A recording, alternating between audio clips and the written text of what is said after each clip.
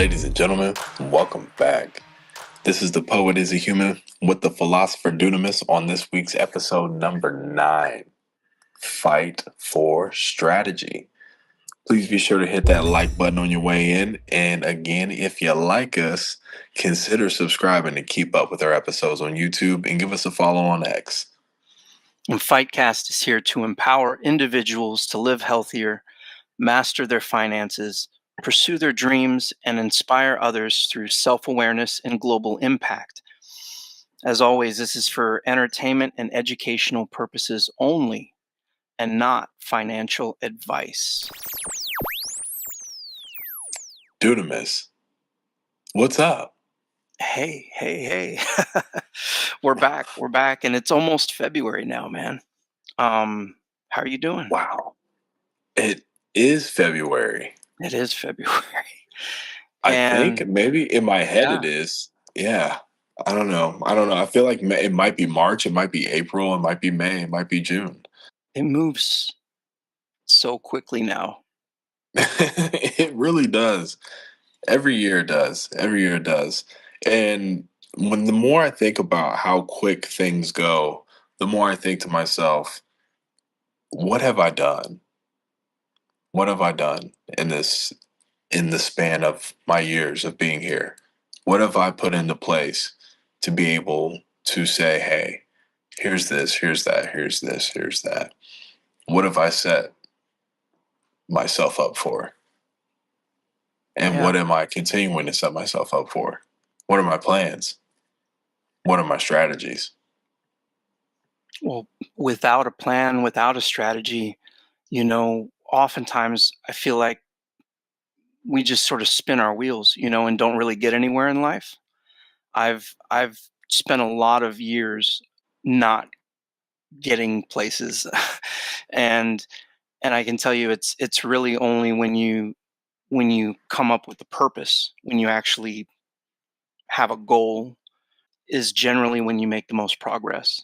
I definitely feel like I've had a lot of moments where I've put something here, I've put something here, and I would go and I would repeat that pattern and I would try to juggle a lot of things, but there really wasn't anything in place other than to go back and forth on all of those things, and nothing ever was fully completed, at least to my liking, other than knowing that I halfway got started on 5 things. So that's something, right? It It's just shows that, it's yeah, good. It shows initiative. I mean, that's that part. there's nothing wrong with starting 5 things, but there is definitely things that we can do to make sure that we finish a lot more of what we start. I think that's something that I struggle with a lot as well. I've I I tried to use sometimes when you have things like that, you can life hack it a little bit. Yeah. I found there was times where I got really, really good at programming because I figured out that I would try and write a framework from scratch and fail, but I'd learn something. And Hmm. so I repeated that pattern probably 60 or 70 times and have numerous unfinished projects in that realm, but I did it so much with so much proliferation that I actually Yeah. learned and taught myself a real craft and a skill in that regard. So but yeah, most of the time you don't want to go through life starting a bunch of projects and not finishing them. But it actually can be a good way to learn, you know. Um Yeah. on the overarching topic of strategy that we're talking about tonight, I think one of the things we want to mention when we say strategy, what are we really talking about here? Is this like, are we talking about somebody's life, their career, their finances, all of these things? And I think the answer is yes. We want to talk about Yeah. a lot of the all-encompassing things, but primarily we had a in episode 2, I believe it was Fight for Money. And one of the things that we're going to talk about tonight, I think, deals a lot with finances. Yes. And we're going to start based on some assumptions that I think that we should start from, that we laid out in that episode before. And that is that fiat money is inflationary. So we already laid out the fact in the past that money loses value over time, right?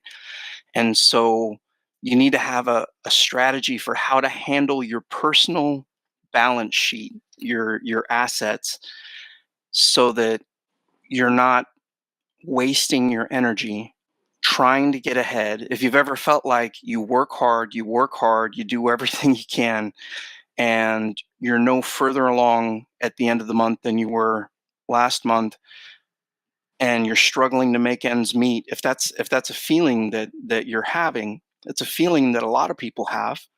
It's a feeling that I feel like almost everybody's having these days.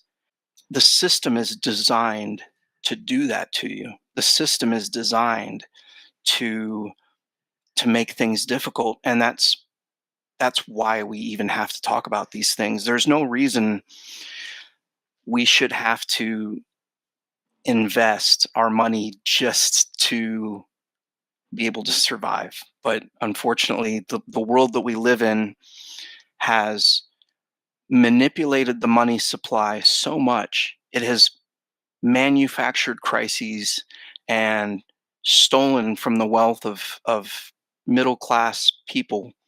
And this is not just the United States, this happens all over the world. And your fiat money will go down in value over time. It's designed to. And so, our first principle, the first thing we want to sort of set in stone is that assets that are not based in fiat currency will go up in price over time. So, if you assume that because of inflation, an asset like gold or Bitcoin will go up in price over time, that's the first assumption we're going to make.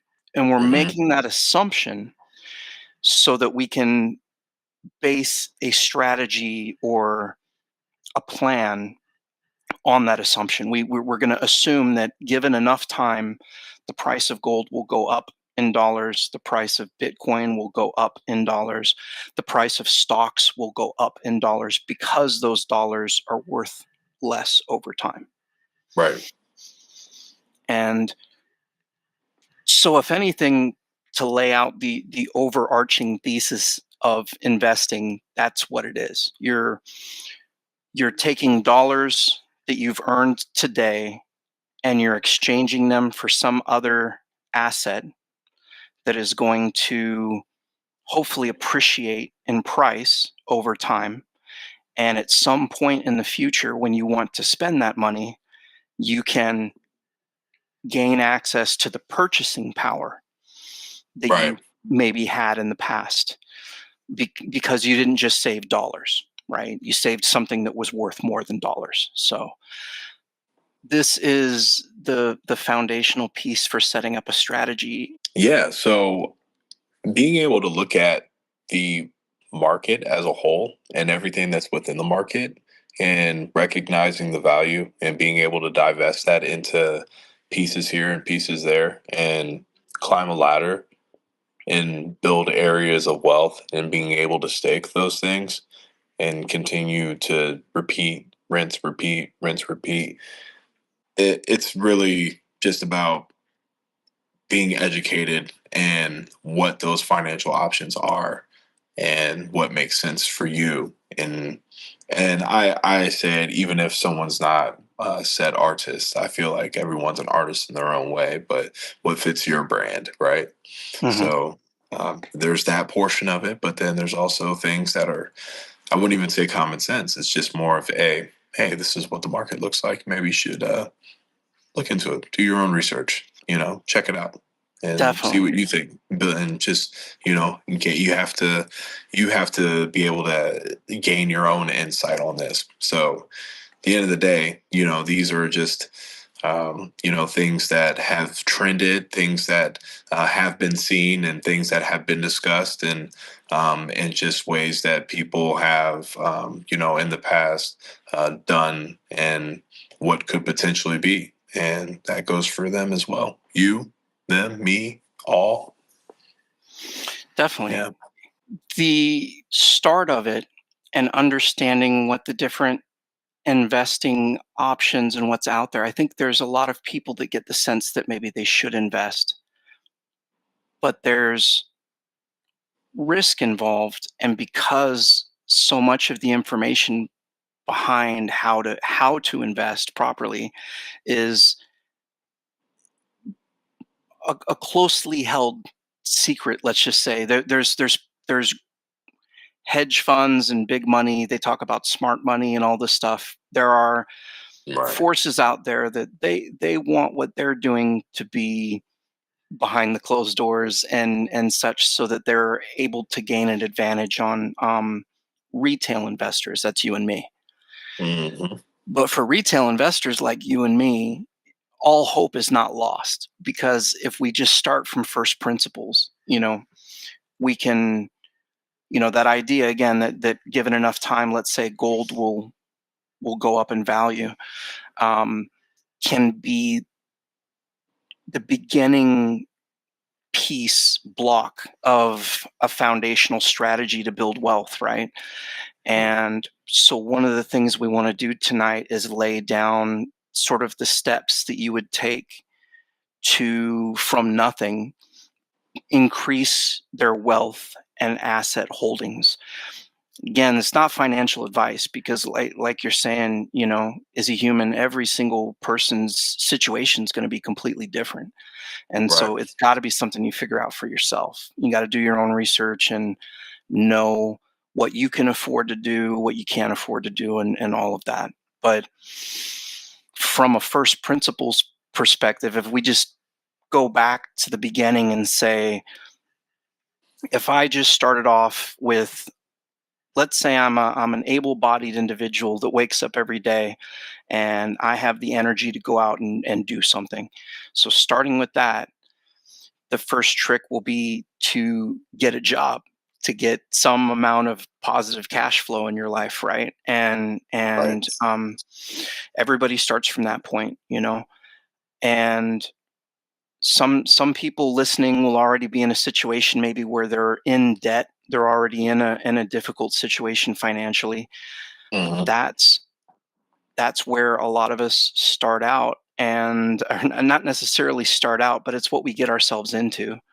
Right. And so the first trick, I think, is to, with the income, has to be the first part, right? Saving and investing and all of that happens as a byproduct, but you have to be able to bring some amount of something in, some additional, whether you're selling something, whether you're providing a service, or you have a part-time job or a full-time job or whatever that is. You Right. have some amount of cash flow.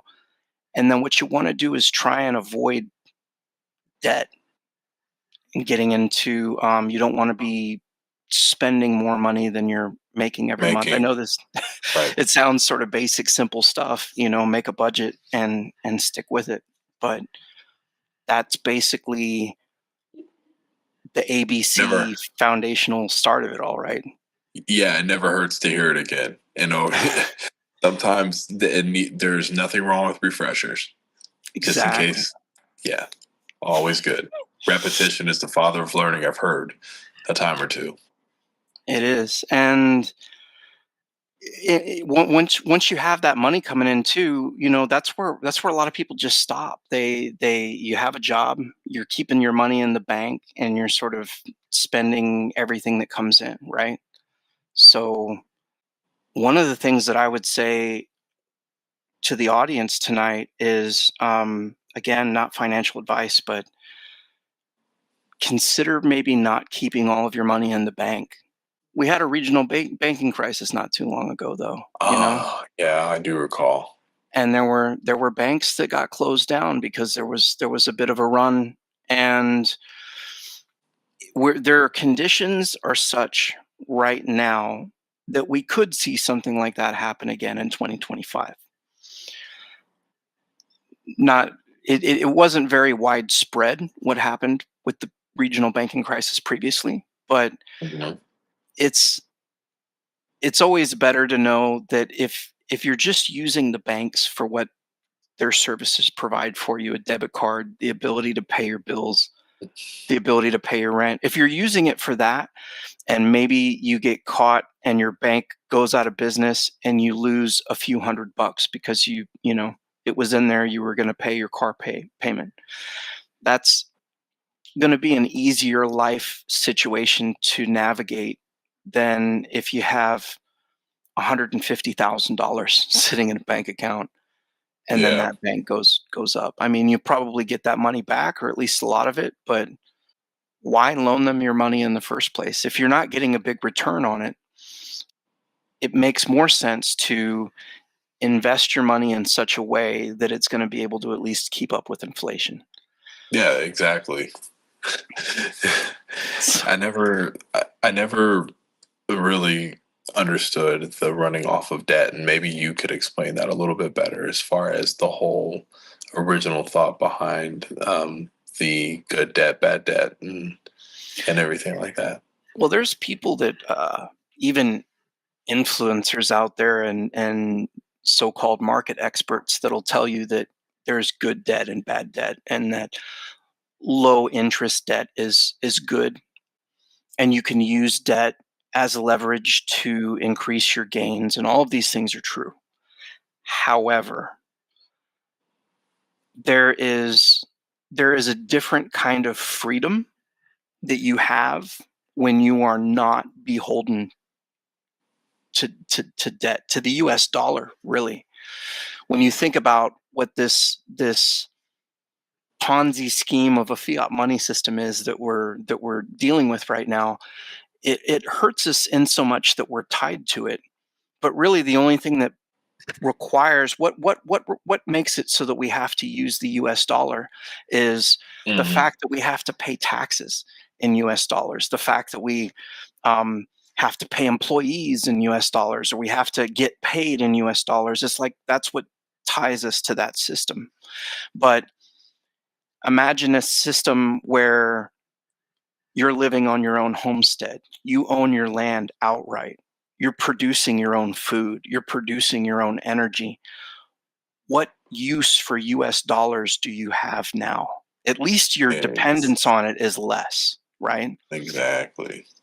So, one of the things we want to talk about is reducing your dependence on the US dollar over time, just like a nation state would, just like the BRICS nations are doing. They're de dollarizing. There's nothing that says you can't de dollarize too, right? Right. And to de dollarize, what you pick up is going to be an asset that you believe in. For us, for me, for a lot of us here, that's Bitcoin, ADA, which is the native token on Cardano, and Fight, which is of course our project token. And then in terms of precious metals have been money for thousands of years, and gold and silver is um, another great way to diversify your holdings. You can have physical money that you're able to hold with your own two hands, and that goes a long way too. You know, yeah. If the banks want to shut down, but you have a bag full of silver coins, you can still trade. You can still go and find food, and Right. those are the important things. So, what what do you think makes it so hard to save, though, Izzy?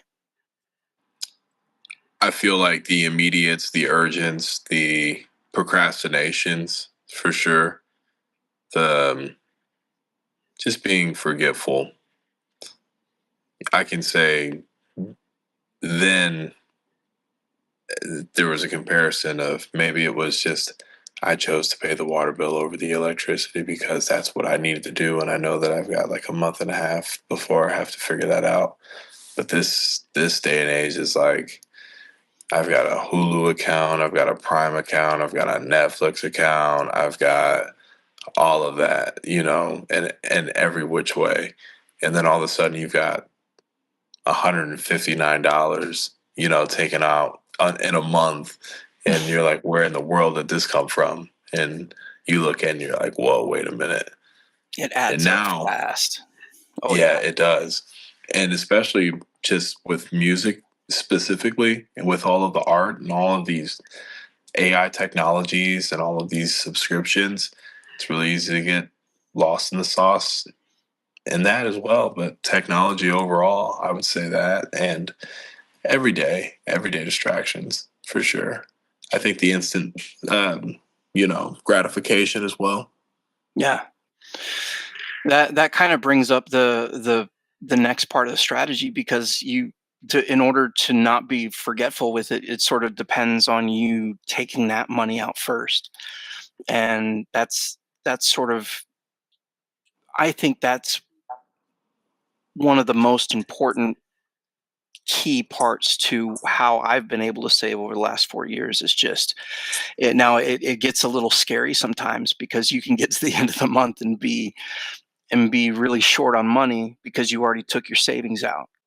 But I still think that as long as you adjust it over time, you want to be very careful not to take too much out, Right. not save too much. But because you can get yourself over invested, and if you're over invested, you can end up getting scared and selling at the wrong time, making big mistakes. So we want to put that out there too. You know what I'm saying?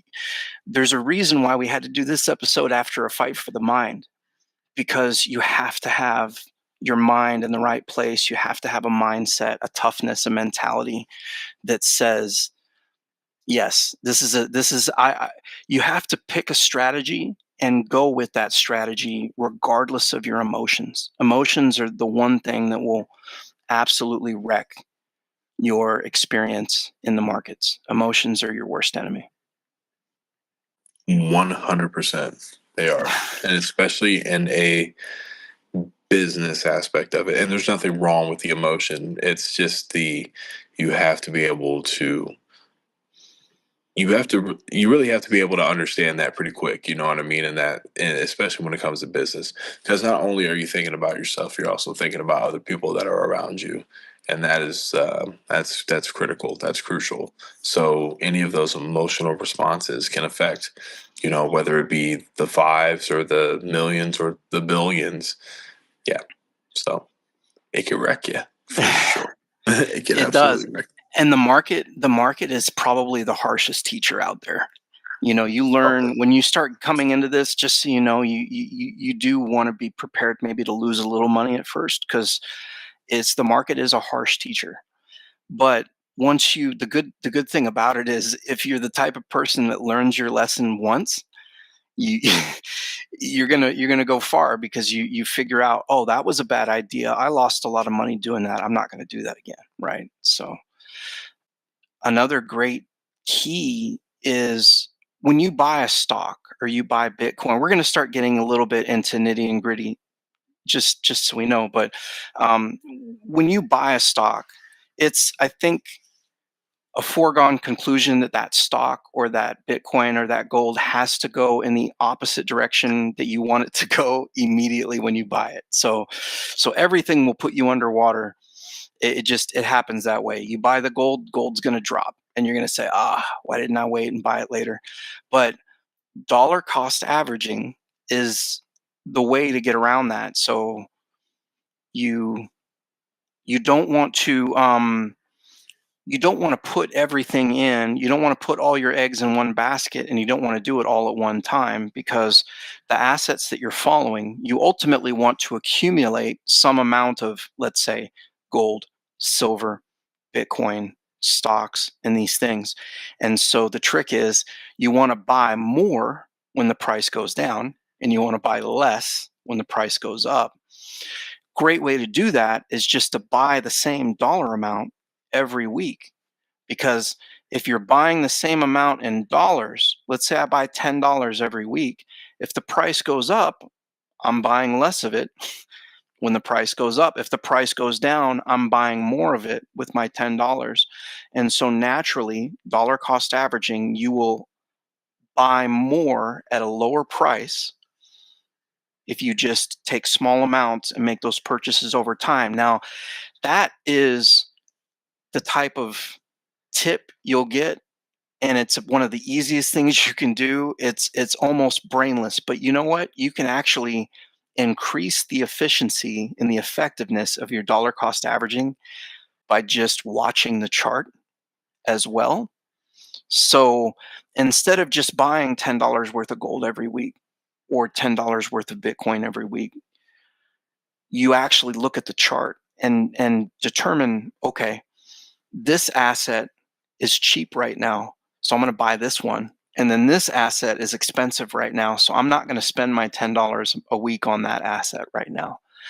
And if you look at ratios, I know we're getting into a lot of deep concepts here, and so you might have to go back and listen again to some of this stuff if you're unfamiliar. But a ratio chart would be you go to your the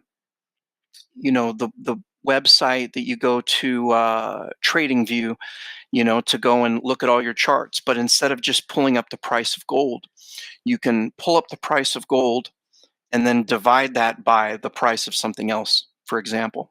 So if you look up the gold to silver ratio, you can look up the price of gold in silver, or you can look up, for example, the price of ADA in Bitcoin. And it's important to watch these different ratios. The S&P 500 priced in gold, or gold priced in silver, or Bitcoin priced in gold. And when you look at these charts, you can see over time, for example, right now, the ADA BTC chart. I know we don't have it visually here for you, but I can tell you as of the time of this recording, right now, it's one ADA is 930 Satoshis. So 930 sats is the price of one ADA in Bitcoin. What that means is it's really cheap.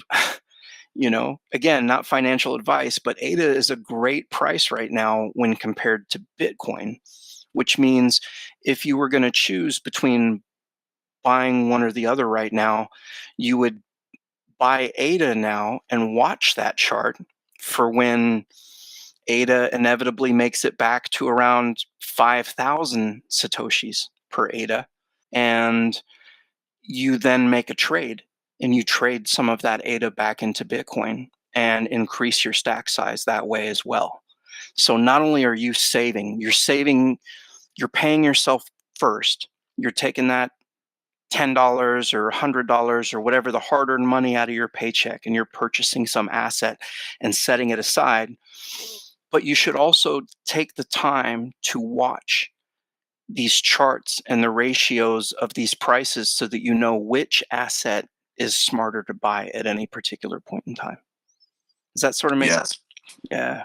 Oh yeah, no, it makes a lot of sense, and I want to piggyback off of that by saying that it's not a fast race. It's not. It is a marathon for sure, because these gains that Dunamis is speaking of may not be an overnight type of thing. This could be 6 months, it could be 6 years, but when it happens, it happens, and at that point, you've been equipped with the knowledge of knowing the trends and seeing where things are going to be, and this and that and the third, and I really want to touch on that more, just in specifics of just life in general, man. Just being able to, see the tendencies of how the market is, and whether that be with your vehicles, of the housing, and this with Bitcoin and ADA and all of this. So I definitely feel like it's a lifelong lesson in my esoteric way of just being able to understand value and the things that you look at, and legacies. I know that that's a bit cliche to say, but I mean, I'm really about that, whether it be for your family or just for the people that you want to see benefit from what you're building. to for years to come for sure. So, we do our due diligence. Of course, this is not financial advice. This is again just things that we've researched, we've looked at, and things that we've noticed, and we want to be able to share those insights with you, so that way it intrigues you to be able to do your own research and look at some things that interest you that maybe you've been on the fence for. So we're really big into this stuff. We're really big into preparing, and definitely going back into fighting for the finances and looking at the onboarding is I definitely feel like that's going to be worth the watch, just or listen, I should say, to understand that process. So that way, as you're digging more into this episode, now you've got the basic, you've got your wallet, you've got everything set up, and now you know what you're looking at in that space too, and you're starting to put together your portfolio. So yeah, you see how this is all coming together, y'all. You see how this is all coming together. You want to subscribe and keep up with our episodes, huh? Give us a follow on X, huh? Oh yeah. It is a lifelong thing, and these are habits and patterns, and this should just give you the ideas, man. Like what we're talking about right now should just give you the ideas and the hunger to say, yeah, this is something I need to learn more about. This is something I need to get just start paying attention to. It's not the people that make money in crypto are the people that just don't leave because it gets boring. It gets really, really slow during the bear markets. And guess what? Those people that are still in the space, that are paying attention when ADA's 24 cents, when Bitcoin's 15K, those are the people that are stacking and stacking at those times. And you benefit. You benefit when the price does what it's done here recently in Bitcoin. But ADA is still I mean, I get the ADA is up around $1 right now, up from about 30 cents, but there's the difference in what has happened from Bitcoin going from 15K to over 100K, right? There's been a much bigger move in Bitcoin here recently. And so one of the things that you'll want to stick with us, because we're going to talk about this throughout the entire liquidity cycles, but there's something called a business cycle. And you'll hear about this from people in Wall Street and talking about stocks and all this other stuff. It's exactly the same. But the simplified gist of it is this: the governments around the world and central banks print money. They create more fiat money, and they do it sporadically. They don't do it in a very nice, sustained, clean way. They do it in big bunches. And when that happens, it explodes asset prices. And Mhm. so you want to be aware of what part of the cycle you're in. And that sometimes just takes time because nobody really knows what's going to happen tomorrow. There's not a single person. If I were to tell you that I know what's going to happen tomorrow, I'd be lying to you. So nobody knows what's going to happen tomorrow. But once you've been in this space for a little while and you pay attention, you can kind of get a gut feeling for where we're at, you know? It is pretty clear that we're past crypto winter and we're probably near the end of crypto spring, getting Mm. ready to go into a full bull run. But there's definitely parts to the bull run, the euphoria, that whole sense, that blow off top kind of feeling like none of that stuff has happened this time around. Yeah. And so if nothing else, that tells you that there's either more to come or we're going to have some form of a truncated cycle that's not going to be as fun potentially. I don't like to think about that second thing, so we're gonna talk more about the possibility that the party's going to keep going for a while. At least we hope, right? Oh But yeah. but either way, like this strategy is you can react to things. You don't have to be able to predict the future. You just have to say, all right, my favorite asset dropped in price, instead of me being afraid and selling, I should get excited and buy more of it. And that's where you have to train your strategy to be able to work against your emotions, because your emotions will tell you to do the wrong thing, right? And so one of the things that we want to say is in an upward liquidity cycle, when they start printing money and things get really really fun, that is what we're hoping for at some point here in the next 2 years, I would think. But when that happens, the strategy goes like this. You have altcoins, you have penny stocks, you have very risky, we'll just throw fight in there because we're a meme coin, right? You have high risk assets that are not as safe as what you would, I mean, I know the guy that runs the fight project, and so maybe I can say that it's safe, but for the most part meme coins are not going to fall into that safe category, right? Yeah. So you want to take those things are going to run hard, and you want to take those profits into ADA. ADA is also an altcoin which is going to run harder than Bitcoin, and you want to take those profits into Bitcoin. And so you always want to take, when the liquidity comes, you want to take profits on assets that are riskier into safer assets for when we hit the down liquidity cycle. For when we hit the bear market, you want to be in assets like gold instead of silver. You want to be in assets like Bitcoin instead of ADA or Fight, you know? And Right. so that's it, man. It's really that simple. We can get much more into there's dynamic dollar cost averaging. There's you can dollar cost average based on risk levels. There's all sorts of tactical strategies that we can get into, really nuts and bolts, and we'll do that in the future. But what we wanted to do tonight is to have us all start to think about, if we don't invest, if we're not investors, if we're just here because of the freedom and the liberty and all that, that's great. But it's one of those things that it's a real opportunity that people miss out on if they're not aware of it, or if they're afraid of losing money, because you Yeah. can lose money in this space. Fear is one of those things that you have to be able to overcome in order, you know, risk and reward are some of the greatest things that we can experience in this life. You know what I mean? And but it has to be done wisely, and because you can lose money and you can get hurt in this space. So, but you can also benefit a lot, and I think that the benefits far outweigh the risks. At least in my estimation, I think that this is what we have to do to make it in this world.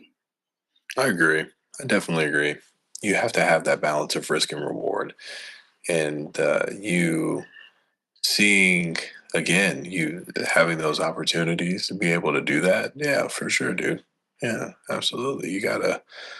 It's like baseball. You gotta know when to stay put. You gotta know when you're gonna steal base. You gotta be the batter that's looking at who's all on where, and then where you're gonna hit the ball. That's gonna put each of these guys in position. And then you got some of those situations where he might sacrifice himself. But it's all of that for sure. I'm not saying guys don't go sacrificing yourself. Okay, guys, please, please don't take that the wrong way. It is not that show. But but just in the sense of when to move and when to stay still, with all of this. But we've definitely tapped into a lot for sure, and it's really cool to hear you explain it again, just because we've had similar conversations like this, before the podcast started, and it's always nice to hear it again. Just because now it's like, after hearing it various times, it's like, man, it's very refined, it's very polished, and then all of the things that we've been able to accomplish for taking these risks, and then getting up to this point of even being able to have the podcast because we took a risk. It's our case study, y'all. Heck yeah. We're just at the beginning of it all, and it's something that it's difficult. There's so much that that you have to learn. It's I just want to say, if anything, there's probably going to be some amount of frustration, just in the sense that at least there was for me. I feel a little bit slighted at the fact that I even have to do this crap. You know, it's it's wrong that I even should have to learn this stuff. And so I had to get over that a little bit. And this, I now look at it more like it's an opportunity. There's Right. there's real opportunity for advancement, for growth, for achieving dreams and helping other people to be able to achieve their dreams and do great good things in the world, right? But to do these great good things in the world takes investment, it takes money, it takes saving, it takes planning, it takes strategy. So So let me ask you this. So how how would you get started if you only had a little to save? if if you don't have a lot of income to save, you're actually at a good point in the cycle right now, being that silver is relatively cheap in the gold to silver ratio, and silver is a very inexpensive way to get started. You can buy half ounces of silver for around $15. You can buy an ounce of silver for around, $30. ADA is also a great inexpensive asset in the sense that you can, around $1, you can get a token. You don't have to feel like you're not getting a lot of it when $10 you can buy 10 ADA. Again, not financial advice, but those are starting out small and not feeling like you have to buy every single asset that you want at the beginning, but having a goal to eventually diversify into, because you ultimately want to hold 15 or more different kinds of assets, I would think. And the more uncorrelated they are, the better. You don't necessarily have to start this way. People make money by being very focused on the winners. You know what I'm saying? You get something that's going to win and it's going to take you. They put all of their money into this very focused winner and do very well to make money. But to preserve your wealth, you're going to ultimately want to have bets on more horses, if you know what I'm saying. You don't necessarily want to have one stock go down or one asset go down to take your whole portfolio down. And so owning some gold, owning some silver, owning some stocks, owning some Bitcoin and some other crypto, those are all great things to have. But back to getting started, if you don't have a lot, I think just starting off with a little ADA and buying an ounce of silver here and there is a fantastic way to get started. And that's how I'm planning on getting my kids into saving as well. Nice, nice. Yeah, I was very curious, man, because I know I feel a lot of times the people when they're weighing out the risk and the reward, they feel like they have to put so much into this to see these big results. And you have people like Dunamis said that start out with this and they start out with that. But I know that this sounds a little bad, but like gambling, for example, when you think about units, for example, when people put together parlays and whatnot, and you think about, what a unit is to somebody. If somebody comes into the game and they've got $2,000 to spend on a gamble, their point one unit might be, $100 versus somebody who comes in with $20. Their unit may be 50 cents versus or a dollar. You know what I mean? So Mhm. if you got that person who's going to put his whole $20 into one thing throughout a week, so on and so forth, that kind of deal. So yeah, you got to know when to bend, and you just got to know when to stay put for sure. You don't have to start big, but start, right? Start. Hmm. You got to That's the start trick. somewhere.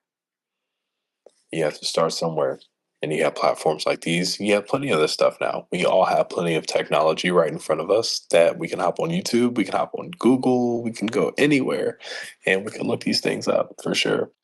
Once you just get started with something small that feels small, how quickly it becomes something not small. I can say that from experience that small things that start out small don't stay small. So Hmm. just getting past the fear and taking a step, whether it's buying a silver coin. There's a great website that I go to. They don't send us any money. They don't know who I am, but S is in Sam, D is in David, Bullion, BULLION.com, SDBullion.com. Great place. They have really good prices. I think if you buy over $200 at a time, they even give you free shipping. And it's a really fantastic place to just sort of browse around their silver and know that it's all fairly well priced, but you'll want to stay away from numismatic silver. And that's just a way of saying the collectible stuff. So if it's got Mickey Mouse on it or Star Wars on it, you probably don't want to buy it. You want to buy stuff that is as close to the spot price as possible. So if the spot price of silver is $31 and you're buying a 1 ounce silver round and it's $32, you're in good shot. If it's $65, you're making a mistake. So that's the trick. Is you just gotta. It's really just about paying attention, starting to be aware of these things, and just being aware just by listening to this and starting to pay attention. The amount of knowledge is just going to grow, and I really believe wealth will come your way if you set a little aside and Yeah. just start paying attention. Open your mind. I had a Yeah. lyric in a song that said, I close my two eyes so my third eye can see. Ooh, that's Yes. nice. I like that. Thank you. Thank you very much. And it's moments like these where I like to just be able to throw that out there and say, yes, absolutely. Oh yeah. Yeah. And all in all, with strategy, it's good to and I all right, so before like I don't want to go too much on a tangent, but when it comes to strategy too, guys, one thing that I found to be very important and one thing that I see a lot of people that are successful doing, they're writing it down. Yeah. They're right. I don't do that nearly enough, but that is absolutely true. I tend to try and type it up if I can, but which is same kind Yeah, of thing. it same thing. Yeah, same tangible. You're performing the act of writing it down. So whether it be typed out, whether it be on the board, whether it be on a piece of paper, you're doing it. And I feel like a lot of these things will become and happen when you see when you see that physically in your face, and then all of a sudden now it's in your mind, and now you feel like you have to. Well, don't necessarily feel like you have to do it, but you have to do it. Well, that's the best part about a strategy is that by writing it down, by having what you're going to do ahead of time, you have to be able to stick with that when your emotions tell you to do the opposite. And when you stick with the strategy, even a half-baked strategy will usually work out better than what your natural emotions will tell you to do. Right. When you see your coin dropping and your portfolio tanking and you got 40% down, it's instinctive to want to save what you got left and sell. Be the absolute worst thing you could possibly do in that situation, right? So, yeah, having a strategy ahead of time that says, "Hey, I'm going to sell when the price gets here," or "I'm going to buy when the price gets here." And then when you see it hit that price, you just do it. You don't even think about it. It's just like that's what the plan is. Mhm. And I tell you what, I'm I just absolutely believe now, after having studied this for about 4 years, I really haven't been into crypto for too long, but I really feel like the ones that are successful are the ones that learn enough, can put together a strategy like what we're talking about, buy a little at a time, and do things unemotionally. And the ones that do that tend to take money from the ones that are emotional about it. Mhm. So, 110%. yeah. I feel that. And they look at these trends, they pay attention to these charts, they pay attention to the market, they pay attention to the business. They see all of it. They do. They're able to take a step back and they're able to look at everything objectively. They're able to just put everything into the line. And really, I've only been involved in this for 2 years, and I really started looking at the charts maybe like more recently than anything. And I don't understand everything, but I also feel like number one, I have really good teachers.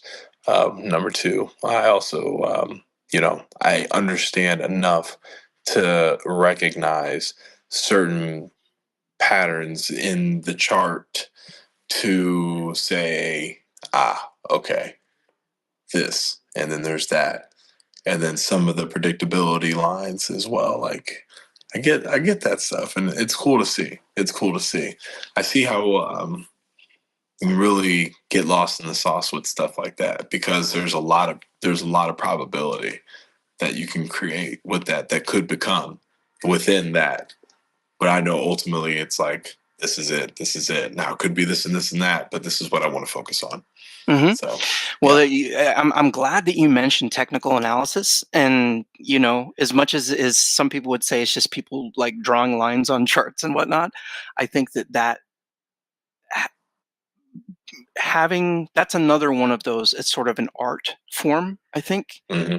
that the more you look at charts and people are able to see a pattern like, oh wow, it looks like it's making a flag pattern or a head and shoulders or whatever those different things are. They're not 100%. They're still, but they increase the probabilities even more. So you're looking at, again, just trying to get an advantage, a bit of an advantage as a retail investor that we typically wouldn't have. But you can get it when you can recognize those things. You see those things in the chart and you say, hey, I know that it's not always, but about 70% of the time, and it goes down here, it's going to bounce. And so you set your buy order and you take advantage. And that's how we do it, man. Just a little bit, one step at a time. And I'm not a trader so much. I swing trade maybe a little bit, but for the most part, I am more of a buy and hold investor who likes to. I will personally have no shame in selling some ADA and selling some Bitcoin and selling some fight at the right point in the cycle. But a smart trader is somebody who maybe trades a few times a year at the right key moments and doesn't just trade all the time. I feel like that's another thing is people can overtrade and wipe out their accounts by just doing things instead of just being patient, letting the market come to them. So Yeah, most definitely, man. Paying attention to all of that is definitely key. It's crucial for sure. You don't want to drain that because, again, what we talked about before, this is not one of those fast sprints. It's in there. You really want to see the gains. You got to give it time.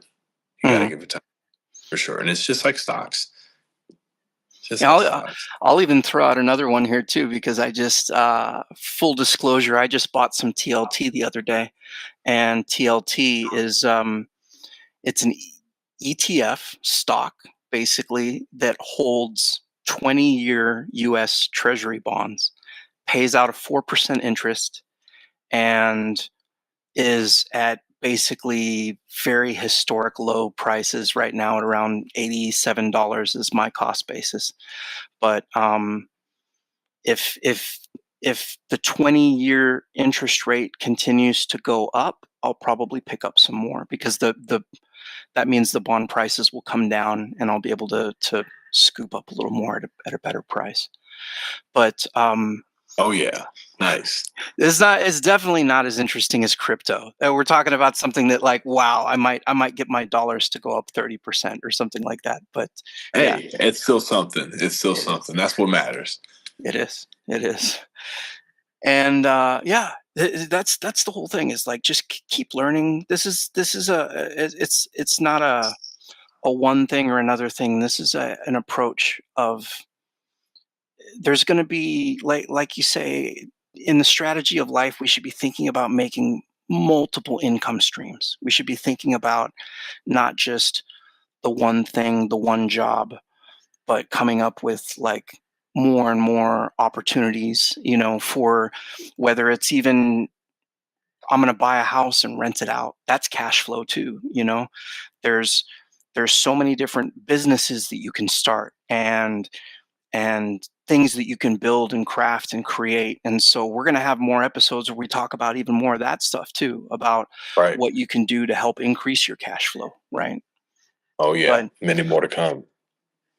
we're I think we made it to the end, and I just want to say it's been great to sort of at least cover the ideas on this, and Yeah. we're gonna keep taking it. Oh Um, yeah. No. Solid conversation. Another one. another great one. So we're Yeah. gonna we're gonna jump into that space right now, and want to hear what you guys have to say. But definitely hit the like, subscribe, follow us on X, and if you made it to the end, drop a map emoji. If they got a world map emoji, drop that down in the comments. And Oh yeah. never give up the fight. Never give up the fight.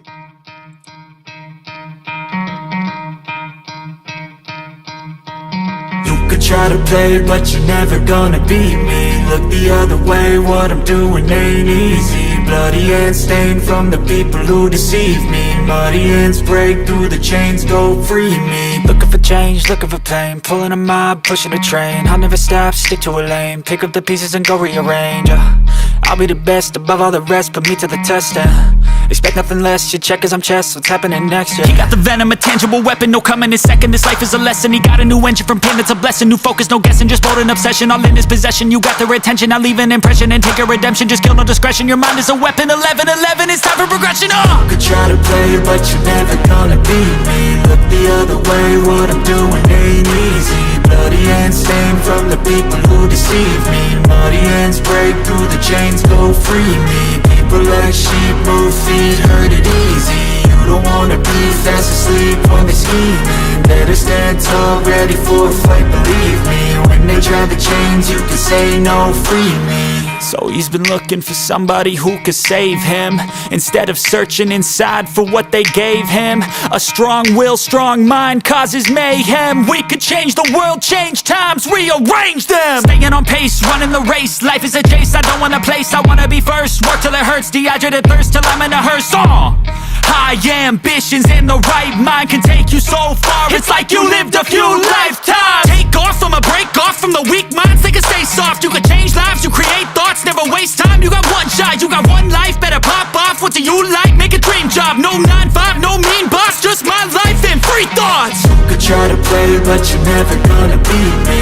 Look the other way, what I'm doing ain't easy. Bloody hands stained from the people who deceive me. Muddy hands break through the chains, go free me. People like sheep move feet, hurt it easy. You don't wanna be fast asleep when they're scheming. Better stand tall, ready for a fight, believe me. When they try the chains, you